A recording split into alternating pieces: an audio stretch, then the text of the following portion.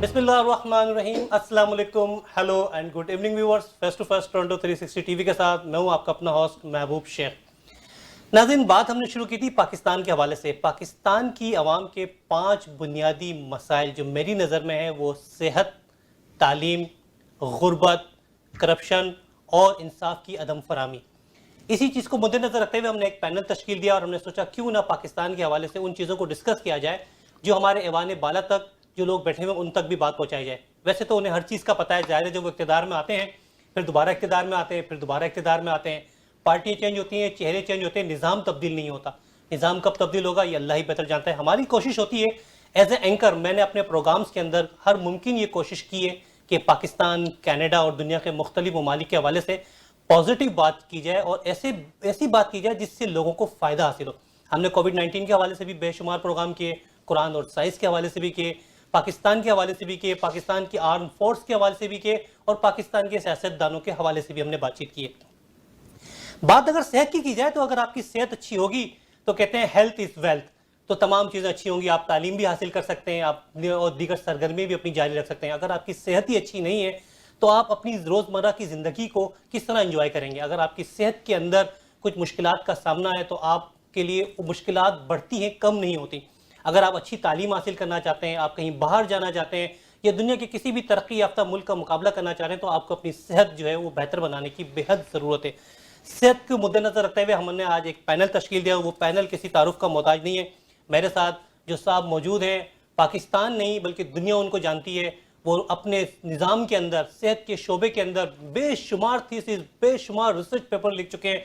उन्होंने सिक kids hospital से लेके पता नहीं कहाँ कहाँ किन किन इदारों में खिदमत दिया। आगा खान हॉस्पिटल का नाम लें पाकिस्तान में या यहाँ पर सिक किड्स का नाम लें तो माशाल्लाह उनका तारुफ अगर मैं कराने बैठूंगा तो एक प्रोग्राम उनके ऊपर ही मुख्तस हो जाएगा और मैं चाहूँगा अपने प्रोग्राम को आगे बढ़ाऊँ।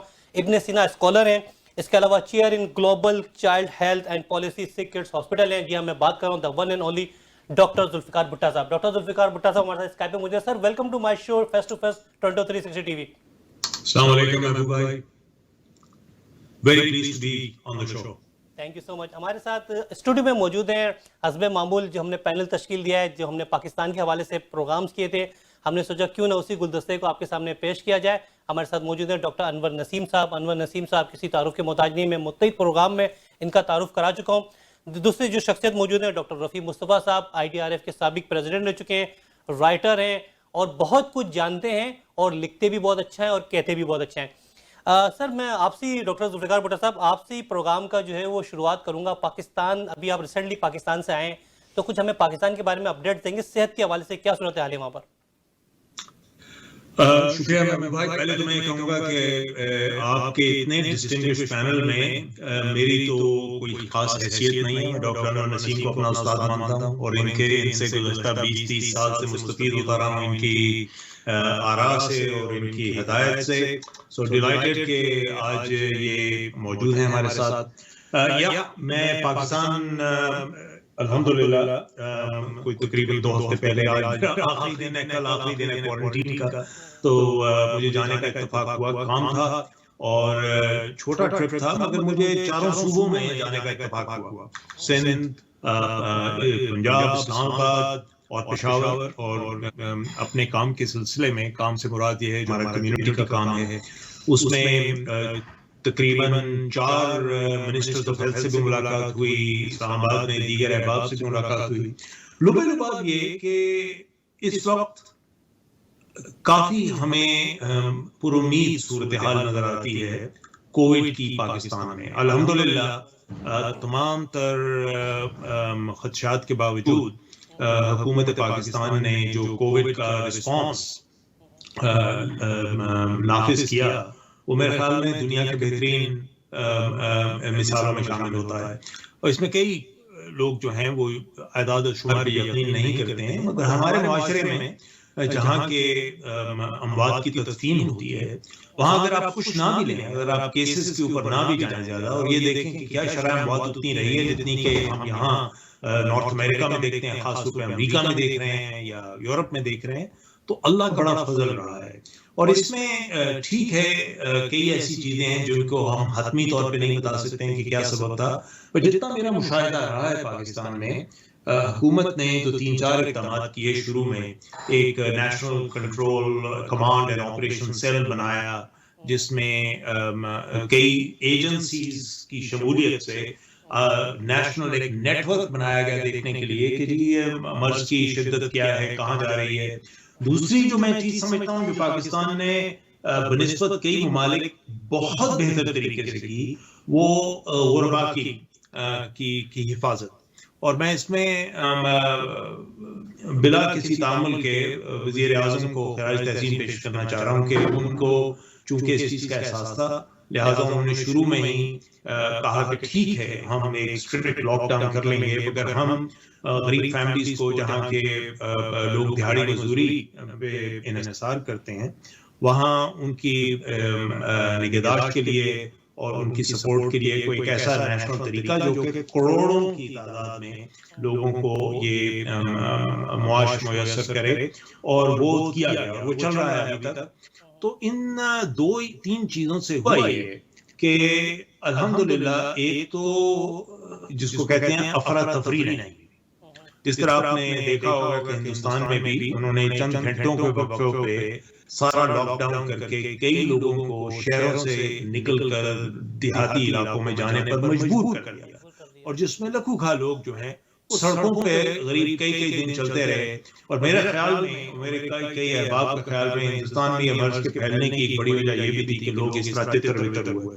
وہ الحمدللہ وہ چیز پاکستان میں دیکھنے میں نہیں آئی, اور کچھ اس کا تعلق ہمارے مذہب اور طریقہ کار سے بھی ہے کہ ہم خاموشی سے اپنے احباب کی اور اپنے ہمسایوں کی مدد کرتے ہیں, اور لہٰذا الحمدللہ کوئی ایسی لاج کے رپورٹس نہیں آئیں کہ کوئی بھوک سے مر گیا ہو, جو کہ دنیا کی کئی جگہوں پہ آپ کو دیکھنے میں آیا ہے. اور یہاں نارتھ امریکہ میں فوڈ سیکیورٹی کا بہت بڑا ایشو ہے.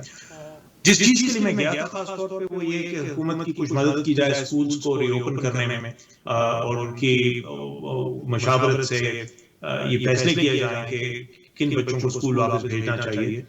اور میری ذاتی رائے میں چھوٹے بچوں کو پہلے بھیجنا چاہیے تھا کہ جن کی ضرورت زیادہ ہے, اور اس پہ حکومت نے اپنا فیصلہ کیا. مگر آج مجھے بڑی خوشی ہوئی یہ جان کے کہ تمام پریشر کے باوجود جو سندھ کی حکومت ہے اس نے اسکول کھولنے کا فیصلہ کر لیا چھوٹے بچوں کا. اور میرے خیال میں یہ سینسیبل فیصلہ ہے اس واسطے کہ آپ سمجھ لیں کہ 9 مہینے سے تقریباً یہ چھوٹی عمر کے بچے, بالخصوص چھوٹی عمر کے جو بچے جن کے بڑا سینسیٹیو پیریڈ ہوتا ہے, گھروں میں بیٹھے ہیں اور سب کے پاس استعداد نہیں ہے انٹرنیٹ پہ ایجوکیشن کی, اور اتنی چھوٹی عمر میں بچوں کی انٹرنیٹ پہ تعلیم ہو بھی نہیں سکتی. تو یہ ایک بہت بڑا ہمارے لیے چیلنج تھا اور ہے پاکستان میں کہ ہماری یہ پوری جنریشن جو ہے وہ تعلیم سے تقریباً مستثنیٰ ہو گئی 1 سال کے لیے. تو اب یہ بڑا ضروری ہے کہ ہم کوشش کریں کہ اپنی اکانومی کو بھی دوبارہ چلائیں, جس میں کوشش کی جا رہی ہے. تو لباب یہ کہ میں پاکستان سے بڑا پر امید واپس آیا.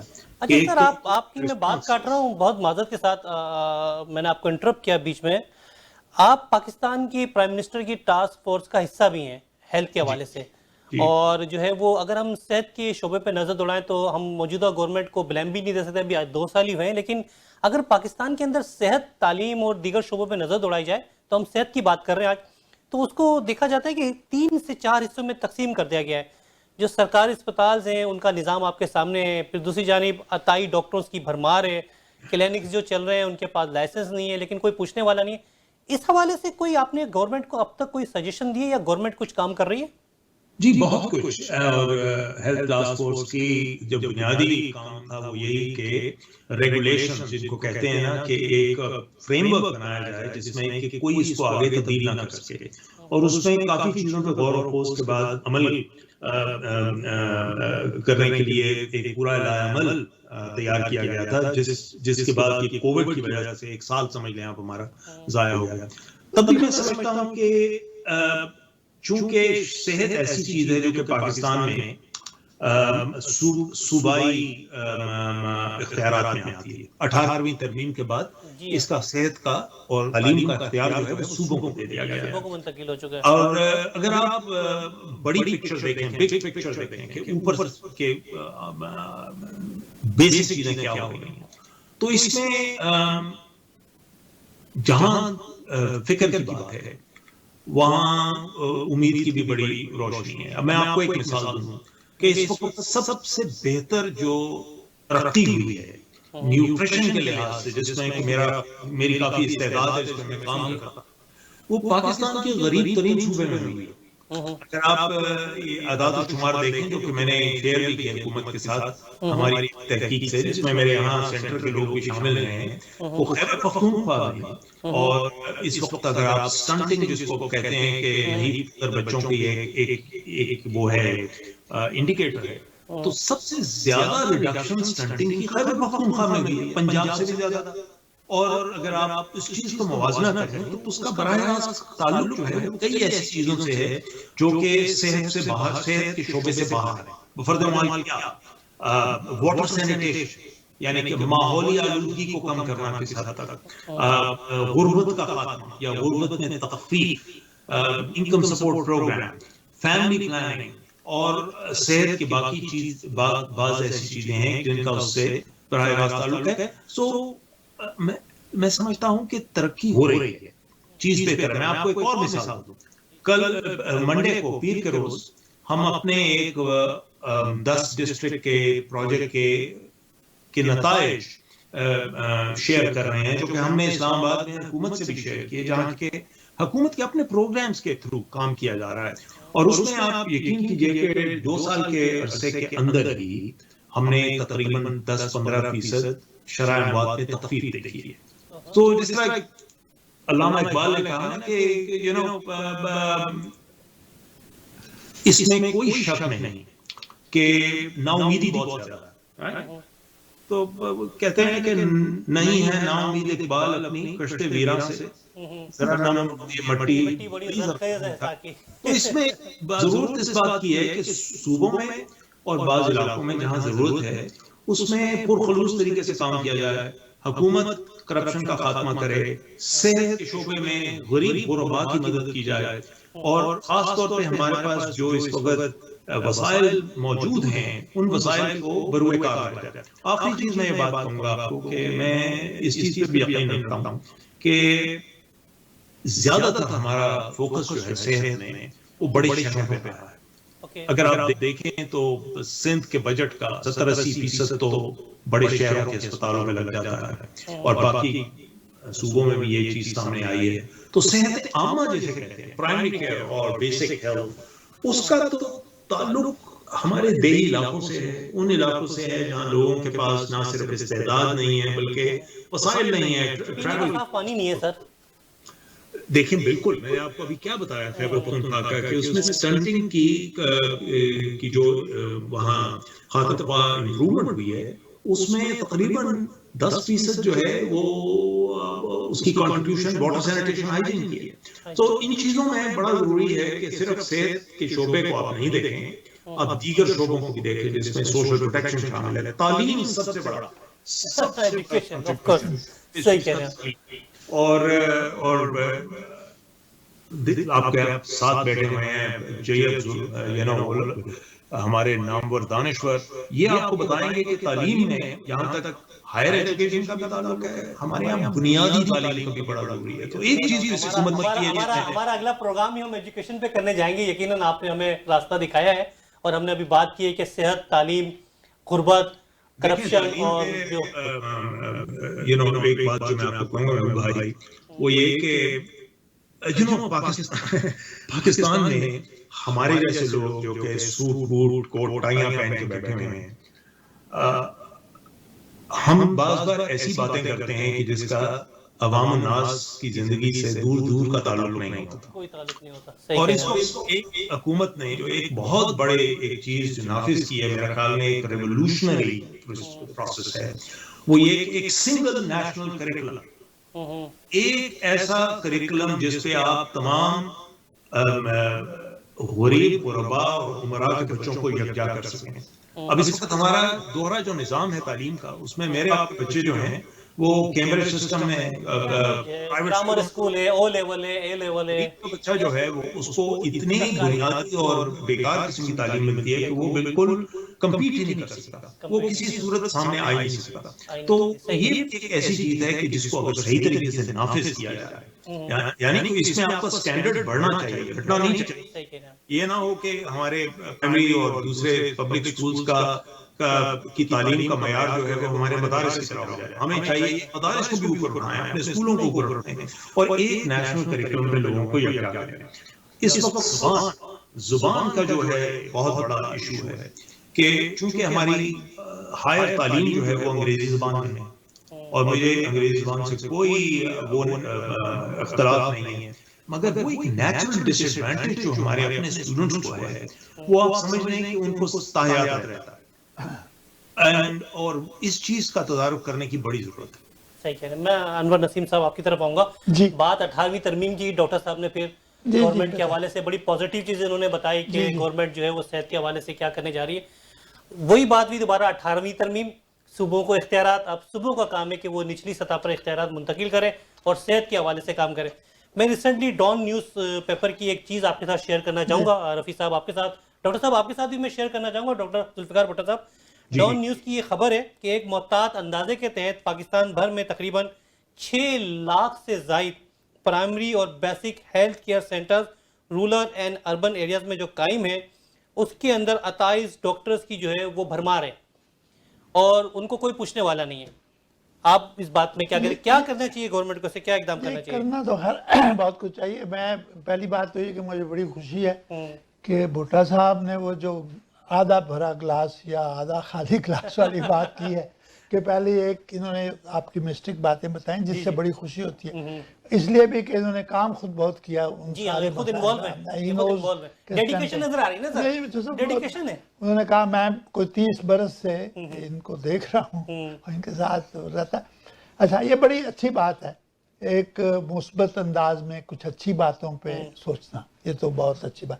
اس کے بعد پھر خود ہی انہوں نے کچھ ایسے پہلو بھی اجاگر کیے. جو بنیادی بات یہ ہے کہ یہ کووڈ کا تو ایک المیہ تھا، اللہ کرے یہ ویکسین آ جائے اور یہ چلا جائے، لیکن جو ایک لانگ ٹرم صورتحال ہوتی ہے ملک میں، یہ تو انہوں نے کہا بہت اچھا کیا، ہینڈل کر لیا. وہ تو ہے کہ صحت کی جو فیسلٹیز ہے. میرا تجربہ صحت کے معاملے سے اتنا ہے کہ جب میں مریض تھا تو مجھے یہ اندازہ ہے کہ اگر میرے پاس بہت سارا پیسہ نہ ہوتا تو میں اپنا علاج نہیں کروا سکتا تھا پاکستان میں رہتے ہوئے، سرجری کروانا یا اس طرح کی چیزیں. اچھا، دوسری بات یہ ہے کہ جو انہوں نے ڈاکٹر صاحب نے کہ آپ نے بھی یہ کہا کہ جب آپ دیکھتے ہیں تو میرا ایک دوست ہے جرمنی سے، تو اس کو میں نے اسلام آباد میں خوب گھمایا اور جب میں اس کے روات کے پاس پہنچا تو میں نے اسے کہا کہ now we are entering real Pakistan. ٹھیک ہے، تو میرا فوکس یہ نہیں میں کہہ رہا کہ اس لیے وہ جو باتیں ہو رہی تھیں، تو ایک تو یہ کہ وہ رورل ایریاز کی جو سلسلہ ہے، اربن اور یہ رورل ایریا، کہ آپ کے ڈاکٹرز کی خواہش یہی ہوتی ہے کہ وہ کراچی رہیں، لاہور رہیں، اسلام آباد رہیں اور گاؤں میں نہ جائیں. تو اور میرا تعلق چونکہ گاؤں سے ہے تو میں نے وہ بھی ساری چیزیں اپنی آنکھوں سے بھی دیکھی ہیں.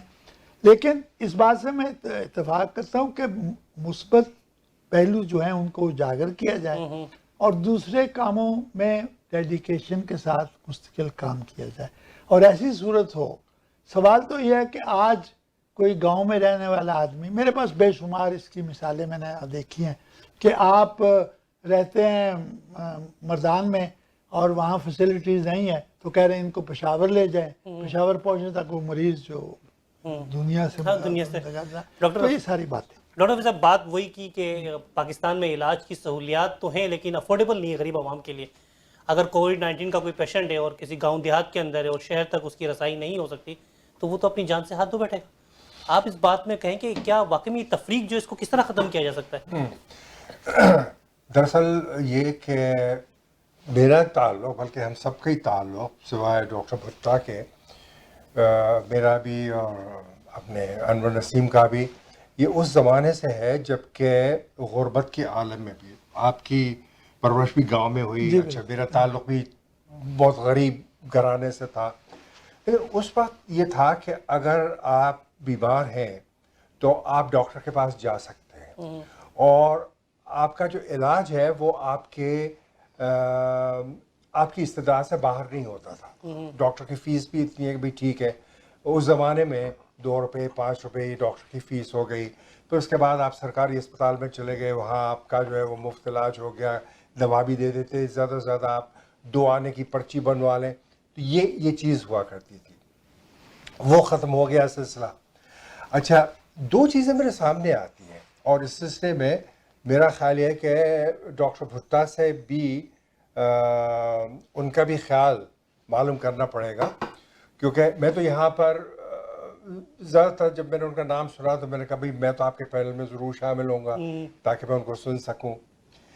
تو ایک صورت یہ ہے کہ مثلا آج کل میں سنتا ہوں کہ مثلا کووڈ ہے, اور وہاں اگر آپ جائیں آغا خان ہاسپٹل میں تو کوئی 16-17 لاکھ کا آپ کے پاس بل آتا ہے. ادھر ادھر دوسرے اسپتال میں جائیں تو 12-13 لاکھ جو ہے وہ چاہیے ہوتا ہے ان کو, جو کہ اگر ڈالرز میں یہاں کنورٹ کریں تو مطلب یہ کہ 10-12 ہزار ڈالر تو بن جاتے ہیں. یہاں پر جو عام لوگ ہیں تو 10-12 ہزار ڈالر کتنے لوگ افورڈ کر سکتے ہیں پاکستان میں, ٹھیک ہے نا, یہاں پر یا پاکستان میں. تو اب میں نے جب پاکستان چھوڑا تو اس زمانے میں ہم سینکڑوں کی بات کیا کرتے تھے. میں یونیورسٹی میں پڑھاتا تھا تو میری تنخواہ 300 روپے ہوا کرتی تھی. تو ایک تو وہ صورت ہے. دوسری صورت یہ ہے کہ جو یہ انوائرمنٹ چینج ہوا ہے پاکستان میں پچھلے جتنے بھی سال لے لیں, تو ایک صاحب نے مجھے ایک کہانی سنائی اور واقعی وہ میں بڑا متاثر ہوا اس سے. کہنے لگے کہ میں گیا پاکستان تو وہ یہ اس زمانے کی بات ہے جب 100-200 روپے بہت ہوا کرتے تھے. کہنے لگے کہ ہم گاؤں سے گزر رہے تھے اور میرے ایک عزیز ہیں وہ اپنی گاڑی میں مجھے لے کے جا رہے تھے, اور ظاہر پاکستان جا کے اگر آپ بد احتیاطی کریں تو پیٹ تو خراب ہوتا ہے. کہنے لگے میری طبیعت بڑی خراب تھی. تو پوچھا تو انہوں نے کہا کہ ہاں بھائی وہ یہاں پر جو ہے نا ایک ڈاکٹر صاحب ہیں اور ان کے پاس چلے جائیں تو وہ فیس نہیں لیتے بلکہ وہ آپ کو الٹے پیسے دیتے ہیں. اچھا. ہاں. تو کہنے لگے میں چلا گیا تو ان سے ڈاکٹر صاحب سے ملا, تو میں نے دیکھا کہ وہاں لوگ آ رہے تھے تو ان کے ساتھ وہ یہ کر رہے تھے کہ اچھا وہ اس کو انہوں نے دیکھا, اس کے بعد نسخہ لکھا, اور اس کے بعد جو تھا وہ اس کی جیب میں اگر سگریٹ کا پیکٹ بولا نہیں یہ نکال کے مجھے دے دو, اور وہ انہوں نے پھینک دیا. میں آئندہ نہیں پینا سگریٹ. بولا ٹھیک ہے, اور اپنی ٹیبل سے نکال کے انہوں نے 1 روپیہ اس کو دیا, بول جاؤ اس کا دودھ پی لینا. تو کہنے میں دیکھتا رہا یہ. تو اس کے بعد جب میری باری آئی تو میں گیا, میں کہا ڈاکٹر صاحب یہ ہے وہ ہے, کہاں کینیڈا سے آیا ہوں وغیرہ وغیرہ. تو انہوں نے دیکھا, اس کے بعد جو تھا وہ مجھے دوا تجویز کر دی کہ لے لینا. تو میں نے پوچھا ڈاکٹر صاحب کی فیس کتنی ہوگی؟ بولا 100 روپے ہوگی. تو کہنے لگے یہ وہ زمانہ تھا جب کہ 100 روپے واقعی مطلب افورڈیبل ہوا کرتے تھے. تو میں نے ان سے پوچھا, میں نے کہا ڈاکٹر صاحب آپ سب کو تو 1-1 روپیہ دے رہے ہیں اور مجھ سے آپ 100 روپے لے رہے ہیں.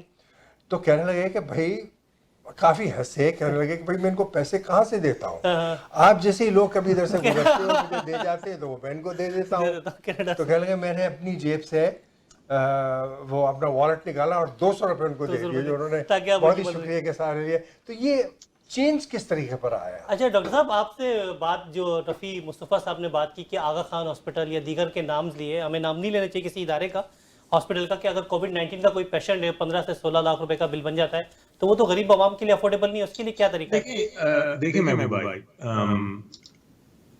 یس آغا خان ہسپتال چونکہ نجی اسپتال ہے, لہٰذا اگر آپ وہاں جائیں تو آپ کو پیسے دینے پڑیں گے, اور بعض ایسے ہیں مستحقین جن کا کہ علاج مفت یا سبسڈائز طریقے سے ہوتا ہے. مگر یہ کراچی شہر ہے جہاں کے کووڈ کے مریضوں کا انڈس اسپتال میں اور جناح اسپتال میں اور سول اسپتال میں مفت علاج ہوتا ہے. مفت سے کیا مراد ہے کہ آپ کو ایک پیسہ نہیں دینا پڑتا بستر کے لیے یا ڈاکٹر کی اس کے لیے دوائیوں کے لیے شاید آپ کو تھوڑا بہت دینا پڑتا ہو. تو ہم بعض بار یہ بھول جاتے ہیں کہ 215 ملین کا جو ملک ہے اس میں اگر کوئی سرکاری طریقہ علاج بیسک سروسز نہ ہوں تو ملک بیٹھ جائے گا بالکل.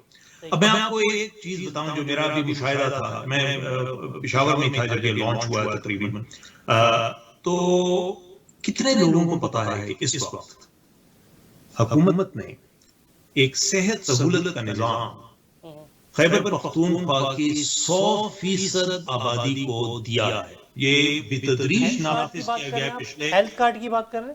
جی وہ ہیلتھ کارڈ نہیں ہے صرف, آپ کو پتا ہے کہ اس میں کتنا 1 ملین 10 لاکھ روپیہ فی فیملی، اوکے 60 لاکھ فیملیز کو یہ انٹائٹلمنٹ ہے حکومت کی طرف سے ٹریٹمنٹ کی. سو چاہے وہ آپ ہارٹ کی سرجری کے لیے کروانا چاہیں، کسی اور چیز کے لیے، اور سرکاری اداروں میں وہ فیسلٹیز ہیں اور یہ بن بھی رہی ہیں. میں خود دیکھ کے آیا، میرا ایک قریبی دوست جو ہے وہ پشاور میں ایک کارڈیک سینٹر بنا رہا ہے.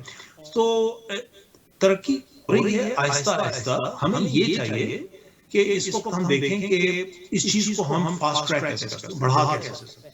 تو اگر صحت صورت کارڈ خیبر پختونخوا کے غریب عوام 100% کو مل سکتا ہے تو کوئی وجہ ہے کہ سندھ کے غریب عوام کو نہ مل سکے، بلوچستان کے غریب عوام کو نہ مل سکے؟ یہ تو ریسورسز کے استعمال کی بات ہے نا. استعمال کی بات ہے، اور کون کہاں استعمال کر یہ میں یقینی طور پہ سمجھتا ہوں کہ اس میں ایک اور بڑی چیز کی جو ضرورت ہے پاکستان میں، جس پہ آہستہ آہستہ کام شروع ہوگا، وہ یہ ہے کہ penny wise pound foolish. You see, ہمیں preventive strategies کی طرف زیادہ رجوع کرنا چاہیے. اس وقت سارے ملک میں اچھا میں اب آپ کو بتاؤں، میں اپنی سچی آپ کو مثال دوں. میرا سب سے بڑا صاحبزادہ ماشاءاللہ 38-39 ناؤ امریکہ میں ہوتا تھا. وہ 6 مہینے کا تھا جب وہ انگلینڈ سے پاکستان گیا اپنی والدہ کے ساتھ، اور اس کو جاتے ہی وہاں 15-20 دن کے بعد میننجائٹس ہو. میننجائٹس مرض وہ ہے جس کو گردن توڑ بخار کہتے ہیں. یہ بات سن 83-84 کی اور 82-83 کی. اور وہ اتنا غریب بیمار ہوا کہ اس کو نہ صرف اسپتال میں داخل پڑا بلکہ ڈاکٹروں نے ایک قسم کا جواب دے دیا کہ ہم اس کو دوائیاں نہیں دے سکتے. مجھے انگلینڈ سے جانا پڑا وہاں واپس، اور میری وائف اور میں نے اس کا پھر علاج خود سنبھالا غریب کا. مگر اس چیز سے میں اتنا ہل گیا کہ وہ ایک ویکسین جو اس مرض کی تھی، اس کو ہیموفیلس انفلوئنزا ویکسین کہتے تھے اس زمانے میں، وہ اس وقت پاکستان میں میسر نہیں تھی. وہ میسر ہوئی امریکہ میں اس کے 2-3 سال کے بعد. تو جب میرا دوسرا بیٹا پیدا ہوا چند سالوں کے بعد، تو میں وہ تھرمس میں ویکسین اپنے ساتھ سینکڑوں ڈالرز کی لے کر امریکہ سے پاکستان آیا تھا کہ میں کسی طرح اپنے بچے کو یہ ویکسین لگوا دوں. دودھ کا جلا چھانچ بھی پھونک کر پیتا تھا. صحیح کہہ رہے ہیں آپ. آج محبوب بھائی وہ ویکسین کیا، اس سے بہتر ویکسین پاکستان کی ایک بچے کو مفت میسر ہے. وہ ہمیں ایک بچے کو وہ ویکسین اور اس سے بہتر ویکسین اویلیبل. ہمارا ویکسین کا جو نظام ہے وہ اس سے بہتر نظام کسی ڈیولپنگ کنٹری میں نہیں ہو سکتا اویلیبلٹی کے لحاظ سے. اب بدقسمتی یہ ہے کہ جہالت کی وجہ سے اور دیگر کچھ مضمرات ہیں کہ اس کی کوریج جو ہے ہماری ویکسین کی وہ 60-70% سے زیادہ تجاوز نہیں کرتی. ہم ابھی تک پولیو کے جان پھنسے ہوئے ہیں. تو بڑی ضرورت ہے اس اسٹیج پہ کہ جہاں تک حکومت کا کام ہے، حکومت کے ساتھ عوام الناس کا کام بھی ہے. ایک پبلک ایجوکیشن، ابھی یہ پولیو کی کیمپین بھی ہے، اس میں تقریباً کوئی 4-4.5 لاکھ بچہ ایسا ہے کہ جن کو اس واسطے ویکسین نہیں ملی کہ لوگوں نے انکار کر دیا ویکسین سے. اب مجھے بتائیے کہ اب اس میں حکومت کیا کرے گی؟ ڈنڈے کے زور پر ویکسین نہیں دے سکتی. صحیح کہہ رہے ہیں. اچھا اچھا یہ صحیح، آپ صحیح کہہ رہے ہیں. آپ ہمارے ہیلتھ سسٹم آپ جس طرح آپ بیان کر رہے ہیں، یقیناً آپ بات کوئی غلط بیانی نہیں کریں گے. آپ کا گورنمنٹ سے کوئی ایسا تعلق یا رشتہ بھی نہیں ہے کہ آپ ان کی تعریف کی جو ہے وہ پل باندھتے چلے جائیں. لیکن یہ کوئیکری سسٹم پہ اگر آپ دیکھیں، quackery is deep rooted in our society. اس کا کیا حل ہے سر؟ یہ جعلی ڈاکٹرز اور فیک کلینکس، اور اس کا کیا یہ وہاں ہے جہاں اچھے ڈاکٹر نہیں. کوئیکری اور جس کو آپ سمجھ لیں کہ جعلی قسم کے ڈاکٹر وہاں ہیں جہاں ڈاکٹرز نہیں ہیں. جہاں ڈاکٹر اور نرسز اور مڈ وائفز ہیں وہاں ان لوگوں کی کوئی ایسی دسترس نہیں ہے، کوئی ان کی کوئی پبلک امپیکٹ نہیں ہے. اب آپ پنجاب کے صوبے کو لے لیں.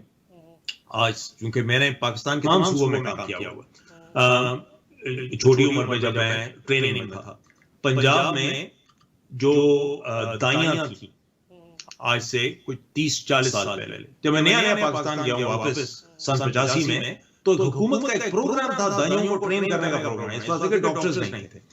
اب کئی پاکستان کے ایسے اضلاع ہیں کہ جہاں دائیاں ختم ہو گئی ہیں اس واسطے کہ وہاں مڈ وائفز آ گئی ہیں، نرسز آ گئی ہیں، ڈاکٹرز آ گئی ہیں. پنجاب خاص طور پہ پنجاب کے دیہی علاقوں میں اس وقت آپ دیکھ سکتے ہیں. ایک شرح میں آپ کو مثال دوں گا کہ ایک ہم شرح استعمال کرتے ہیں فیسلٹی بیس پر کہ کون سی آپ کی جو پیدائشیں ہیں وہ ہسپتالوں میں ہو رہی ہیں. اس کی شرح پاکستان میں کئی دہائیوں تک 30-40% کے قریب تھی. اب یہ شرح بڑھ کر 70-80% ہو گئی. دیٹ مینس 80% لوگ ہسپتال جا رہے ہیں. جب ہسپتال جا رہے ہیں تو دائیوں کے ہاتھوں تو نہیں ڈلیوری کروا رہے ہیں. اب ضرورت ہماری یہ ہے، جس طرح میں آپ کو شروع میں کہا کہ یہ چیز جو جال ہے صحت کا، یہ صرف امراء کے لیے اور بڑے شہروں تک محدود نہ ہو. اس کو پاکستان کے کونے کونے میں ہمیں یہ چیز ملنی چاہیے. اور میرا خیال میں اب گورنمنٹ کو یہ احساس ہو رہا ہے کہ کووڈ کی وجہ سے ان کو پتہ چل رہا ہے کہ ہمارا ہیلتھ سسٹم کتنا کمزور ہے، کہ اگر بڑے شہروں میں کووڈ کا علاج تھا تو چھوٹے شہروں میں ہسپتالوں میں آکسیجن تک صحیح طرح میسر نہیں تھی. یہ سب چیزیں ٹھیک کی جانی چاہیے اور کی جا بھی رہی ہیں. تو اس میں ضرورت یہ ہے کہ اس وقت نان پارٹیزن طریقے سے کیسے کریں گے. جو ابھی ہم نے آپ سے بات کی quackery deep rooted in our society کہ اگر کوئی کلینک کھولا ہوا ہے کسی نے کسی علاقے کے اندر، چاہے وہ رورل ہو یا اربن ہو، تو کیا کوئی ایسا ادارہ ہے جو اس کو چیک اینڈ بیلنس کر سکتا ہے کہ لائسنس ہے یا نہیں ہے؟ کیونکہ جب مریض جاتا ہے تو وہ ڈاکٹر سے یہ تو نہیں پوچھتا کہ آپ نے MBBS کیا ہوا یا کیا کیا، وہ اتنا ڈگری چیک کرتا ہے. یہ نیا پاکستان میڈیکل ڈینٹل کاؤنسل کی جگہ پاکستان میڈیکل کاؤنسل کا ایک آرڈیننس نافذ ہوا ہے. ایک طریقے سے پاکستان میڈیکل ڈینٹل کاؤنسل کو ٹھیک کیا جا رہا ہے. شاید اس کو کچھ ٹائم لگے کرنے میں، بٹ اگین میں آپ کو دوبارہ بنیادی طور پر سوشل ڈٹرمنٹس آف ہیلتھ میں ہم کہتے ہیں تو ہیلتھ جو آپ میں جانتے ہیں ڈاکٹر، ہسپتال، but social determinants of health are the fundamental pillars on which health is built. وہ کیا ہیں؟ تعلیم ہے، غربت ہے، افلاس ہے، انیکوٹی ہے، عورتوں کے حقوق ہیں. یہ تمام چیزیں ایسی ہیں جن کا صحت سے براہ راست تعلق ہے. اور جب تک کہ آپ کے ہاں لٹریسی نہیں بڑھتی اس وقت تک یہ چیزیں آپ ختم نہیں کر سکتے ہیں کافی حد تک. اور اس میں خاص طور پہ ضرورت ہے ہمارے دیہی علاقوں میں، ہمارے دیہاتوں میں ان چیزوں کو عوام الناس پہ نافذ کرنے کی، شعور پیدا کرنے کی. اور یہ کام حکومت کا ہے، مانتا ہوں میں، مگر یہ کام صرف ایک سوسائٹی کے لیے. صحیح کہہ رہے ہیں. اچھا انور نصیر صاحب، ہمارے پروگرام کا وقت ختم ہونے جا رہا ہے. یہ بات کہی شعور کی، تو شعور کے لیے ہمارا میڈیا تو بڑا ایک اہم رول پلے کر سکتا ہے. آپ کے خیال میں جو شعور عوام کو دینا چاہیے وہ ہمارا میڈیا فراہم کر رہا ہے؟ یہ میں اس کا جواب پہلے بھی دے چکا ہوں، دوبارہ دیتا ہوں. ہمارا میڈیا کچھ نہیں کر رہا، وہ میں نے پہلے بھی آپ سے کہا تھا. بلکہ میں چاہوں گا کہ کسی طرح بھٹا صاحب آپ یہ پیغام سے پہنچائیں کہ ایک ہی پروگرام ہوتا ہے، ان لوگوں جن کے بارے میں معلوم ہے کہ وہ کیا بات کریں گے ان کو بلا کے ایک مزید موقع دیا جاتا ہے کہ وہ ایک دوسرے کے لیے گالی گلوچ اور یہ کرے. پارلیمنٹ میں کافی وقت ملتا ہے، وہیں کر لیں یا پھر سینٹ میں کرتے رہیں. میری ایک بڑی اسپیسیفک سجیشن ہے بھائی، اگر آپ وہ ایئر کریں، وہ یہ سجیشن ہے کہ آپ پاکستان کے آدھے مسائل کا حل جو ہے وہ صرف ایک آرڈیننس سے نکال سکتے ہیں. اور وہ آرڈیننس یہ ہونا چاہیے کہ آپ کے ٹاک شوز جو ہیں ان پر پرائم ٹائم پہ کمپلیٹ بین لگا ہے.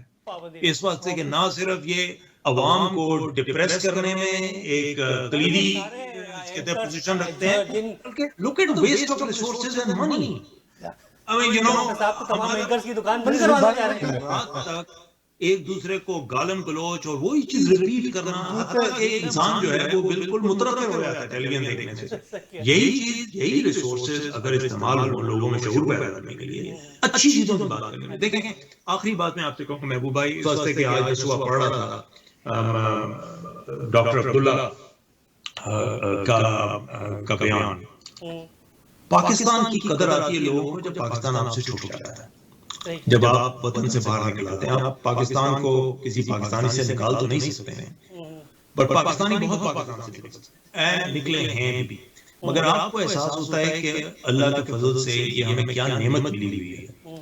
اس وقت آپ حالات دیکھیں مسلمانوں کے، نہ صرف ہندوستان میں بلکہ دنیا بھر میں، کہ مسلمانوں پہ کس طریقے کے نہ صرف مظالم ہو رہے ہیں، بٹ مطلب نیشن سٹیٹ پہ کیا گزری ہے. سیریا جیسا ملک تباہ ہو گیا، لیبیا جیسا ملک تباہ ہو گیا، عراق جیسا ملک تباہ ہو گیا.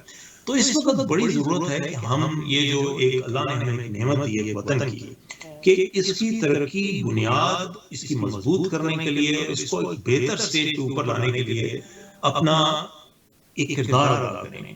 اور اس میں نہ صرف یہ کہ حکومت کا ایک کام ہے، بلکہ میرا آپ کا ایک کام ہے. ہم سب اور بڑے اس کام میں آئی تھنک کہ میڈیا کا بہت بڑا رول ہے، مگر صرف تب ہوگا جب کہ گالم گلوچ بند کر کے اور بکریں بند کر کے پازیٹیو کنسٹرکٹیو چیزوں کی طرف آیا جائے.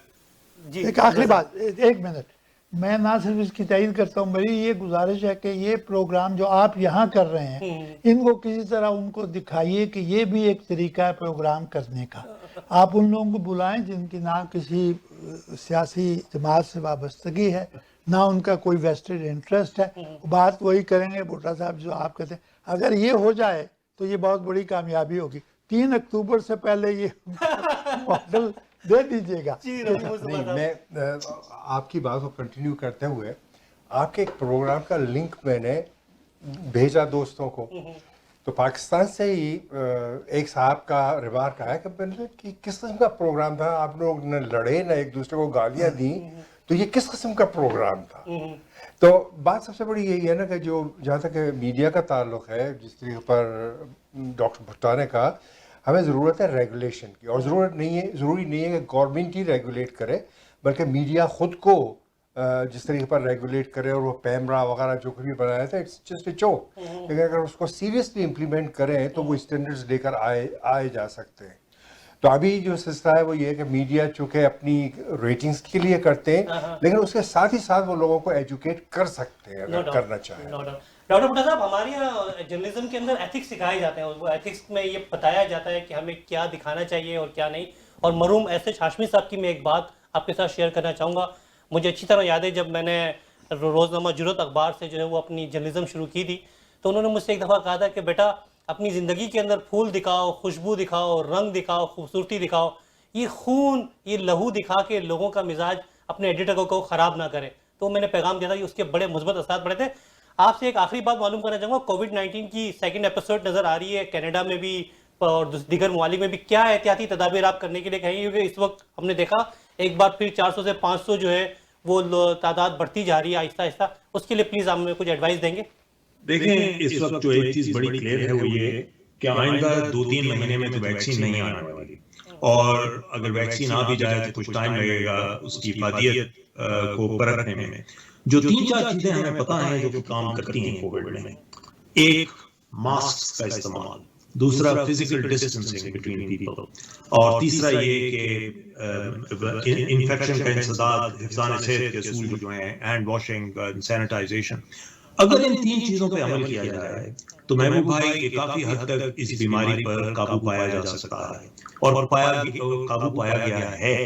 جو آپ اس وقت اکثر دیکھ رہے ہیں امریکہ میں اور بعض یونائیٹڈ کنگڈم میں، یہ صرف اس وجہ سے نہیں ہے کہ سردیاں شروع ہو رہی ہیں یا فال کا موسم آ رہا ہے، ابھی تو وہ شروعات بھی نہیں ہوئی. یہ اس واسطے ہے کہ لوگ جو ہیں وہ ان اصولوں سے ہٹ گئے ہیں. جب کالج میں اسٹوڈنٹس گئے ہیں، انہوں نے جا کے وہ پہلے جیسی ہلڑ بازی شروع کر دی ہے. جب لوگوں نے اوپننگ ہوئی ہے اور گئے ہیں تو وہی پبز میں جانا شروع کر دیا ہے.